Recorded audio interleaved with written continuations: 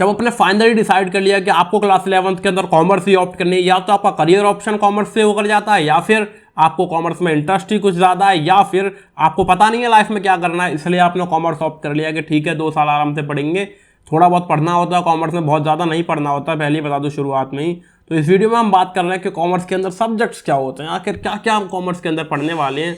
तो देखो पहले ही बता दूँ, तुम्हें जो है चीज़ें नई नई सी नज़र आएंगी। कॉमर्स ऐसा लगेगा अबे ये क्या सब्जेक्ट है भाई, ये तो हमने पहले कभी नहीं सुना। तुमने इकोनॉमिक्स पहले पढ़ा होगा, यहाँ पे भी इकोनॉमिक्स है, लेकिन 10th वाली इकोनॉमिक्स और 11th वाली इकोनॉमिक्स बहुत बहुत बड़ा डिफरेंस है इसके अंदर। और तुमने और क्या पढ़ा था भाई, स्टैटिस्टिक्स तुमने पहले पढ़ी होगी। मैथमेटिक्स में एक छोटा सा चैप्टर होता था स्टैटिस्टिक्स, लेकिन यहाँ पर स्टैटिस्टिक्स की इतनी मोटी बुक है, ये देखो 11th कॉमर्स के अंदर। तो चीज़ें थोड़ी थोड़ी एक जैसी लग सकती हैं, लेकिन ज़्यादातर जो चीज़ें हैं तुमको नई नई नज़र आएंगी। तो देखो कॉमर्स के अंदर सब्जेक्ट क्या क्या होते हैं, मेन 3 कोर सब्जेक्ट होते हैं कॉमर्स के अंदर। डेट इज़ सॉरी ये पेन ऑन नहीं था। इकोनॉमिक्स के बाद तुम्हारे पास होता है यहाँ पर बिजनेस स्टडीज़, जहाँ पर तुम बिजनेस के बारे में पढ़ोगे। आ गया ना मज़ा एकदम सुनते ही, बिजनेस स्टडीज़। और एक सब्जेक्ट तुम्हारे पास यहाँ पर होता है अकाउंटेंसी। अब इन सब्जेक्ट्स के अंदर भाई सब क्या होता है, देखो इकोनॉमिक्स में तुम्हारे पास 2 पार्ट्स होंगे। पहला तो माइक्रो इकोनॉमिक्स, 2 पार्ट्स नहीं 2 सब्जेक्ट होंगे एक्चुअली, ये माइक्रो इकोनॉमिक्स और दूसरा स्टैटिस्टिक्स। स्टैटिस्टिक्स तो तुमने पहले भी सुना है, पहले ही पढ़ा है, एक छोटा सा चैप्टर मैथमेटिक्स के अंदर, बस वही जो कॉन्सेप्ट्स हैं वो और ज़्यादा डिटेल में, और कुछ कुछ स्टैटिस्टिक्स के एक्स्ट्रा और बड़े कॉन्सेप्ट्स जो हैं आपको बताए जाएंगे, सिखाए जाएंगे 11th के अंदर।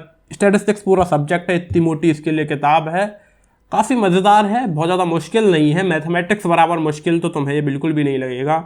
तो ये है स्टैटिस्टिक्स। माइक्रो इकोनॉमिक्स में क्या होता है, आपसे बात होती है प्रोड्यूसर की, कंज्यूमर की, डिमांड की, सप्लाई की, कि डिमांड क्या होती है, कि सप्लाई क्या होती है, कि जो गुड्स एंड सर्विसेज हैं उनके प्राइस कम ज़्यादा होने से किसी दुकानदार के ऊपर क्या फ़र्क पड़ता है, किसी ख़रीदार के ऊपर क्या फ़र्क पड़ता है।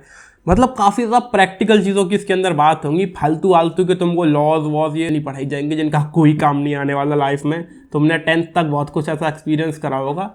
अब इसका काम क्या है लाइफ में, जब तुम कॉमर्स पढ़ोगे तुम्हें 99% चीज़ें काम की नज़र आएंगी लाइफ के अंदर, कि हाँ यार ये बात तो सही है।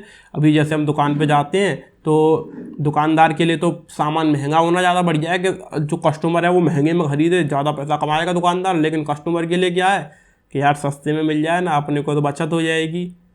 तो ये जितना सिंपल सा कॉन्सेप्ट कितना था ना, एकदम बेसिक सी सिंपल सी बात थी। ऐसी ही बेसिक सी सिंपल सी चीज़ें तुम माइक्रो इकोनॉमिक्स के अंदर पढ़ने वाले हो तो स्वाद आ जाएगा तुम्हें, एकदम काफ़ी प्रैक्टिकल लगने वाली है तुम्हें कॉमर्स। वो फालतू तुम्हारे माइंड में थॉट्स नहीं आएंगे क्या बे इसका क्या काम है लाइफ में, बहुत बढ़िया लगेगा। बिजनेस स्टडीज़ के अंदर तुम क्या पढ़ते हो भाई, बिजनेस के बारे में, बिजनेस कैसे होता है, बिजनेस कितने प्रकार का होता है, बिजनेस के अंदर रिस्क क्या क्या हो सकते हैं, इन्वेस्टमेंट कैसे होता है, एंड बहुत प्रैक्टिकल लगेगा तुम्हें। अगेन ये भी रियल लाइफ बेस्ड पूरा सब्जेक्ट है, पूरा मज़ेदार। मैंने तो जस्ट अभी पढ़ा है, मैं भी 12th में आया हूँ।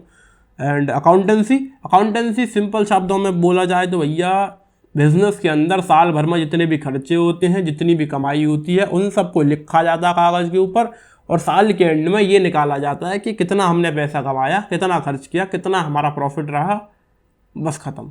इसीलिए अकाउंटेंसी होती है। इतने सिंपल ये 3 सब्जेक्ट। इसके अलावा आपके पास जो एक मैंडेटरी चीज़ है, मैंडेटरीली आपके पास 5 सब्जेक्ट होने चाहिए इसके 11th के अंदर। तो 3 तो तुम्हारे मेन सब्जेक्ट होंगे ही होंगे कॉमर्स के अंदर, और एक चौथा सब्जेक्ट है जो कि एकदम मैंडेटरी है, डेट इज़ इंग्लिश। इंग्लिश तुम्हारे पास मैंडेटरी होगा। ये 4 सब्जेक्ट हो गए। 5वां जो है वो ऑप्शनल होता है, बहुत सारे ऑप्शन होते हैं तुम्हारे पास सब्जेक्ट के लिए। 5वां जरूरी है, मैंडेटरी है, तुम्हें चाहिए ही चाहिए, लेना ही पड़ेगा 5 सब्जेक्ट तो। लेकिन उस 5वें के लिए तुम्हारे पास बहुत सारे ऑप्शन हैं। तुम्हारे पास कंप्यूटर साइंस हो सकता है, तुम्हारे पास हिंदी हो सकता है, तुम्हारे पास जो है मैथमेटिक्स भी हो सकता है, एज अ ऑप्शन तुम ले सकते हो। इसके अलावा तुम्हारे पास जो है आईटी हो सकता है, इंफॉर्मेशन टेक्नोलॉजी, आईपी हो सकता है, और साइकोलॉजी हो सकता है, एंड और भी बहुत सारे सब्जेक्ट्स हैं जैसे कि फिजिकल एजुकेशन है, और भी हैं। इनमें से तुम जो चाहो पिक कर सकते हो as your 5th subject, and also as your 6th subject. 10th में तुम्हारे पास 6 सब्जेक्ट होंगे, ऐसे ही तुम 11th में भी 6 ले सकते हो, एंड जो तुम्हारी परसेंटेज कैलकुलेट होगी लास्ट में वो टॉप 5 से होगी, है ना। तो छठा जो सब्जेक्ट है तुम वो भी पिक कर सकते हो। तो 5वां और छठा तुम्हें इन ऑप्शनल सब्जेक्ट में से लेना। 5वां तो पक्का पिक करना ही करना पड़ेगा, वो तो इम्पॉर्टेंट है, वो तो मैंडेटरी है। छठा तुम चाहो तो ले लो, तुम्हारा स्कूल दे रहा हो तो ले लो, वो सब तुम्हारे ऊपर है। तो या दैट्स इट। 5 सब्जेक्ट होते हैं, 2-3 मेन सब्जेक्ट है, बहुत प्रैक्टिकल लगेंगे। तो मैं अल्टीमेटली यही कहूँगा, कॉमर्स जब तुम पढ़ोगे तो तुम्हें प्रैक्टिकल लगेगा कि इस पढ़ाई का लाइफ में एक्चुअली कुछ काम आने वाला है। पैसा मैनेज करना है हमको अल्टीमेटली लाइफ में आगे चल के, पैसा हमको कमाना है, खर्च करना है, बचाना है, बहुत कुछ करना है। पैसे के ही आसपास हमारी ज़िंदगी घूमने वाली है। तो काफ़ी तुम्हें प्रैक्टिकल लगेगा, काफ़ी बढ़िया लगेगा, मज़ा आएगा, तुमको फालतू नहीं लगेगा, बोर नहीं होगे तुम इसके अंदर बिल्कुल भी। एंड अगर तुमको जानना है कॉमर्स के लिए बेस्ट बुक्स कौन सी हो सकती हैं तो ये वाला वीडियो देख लो।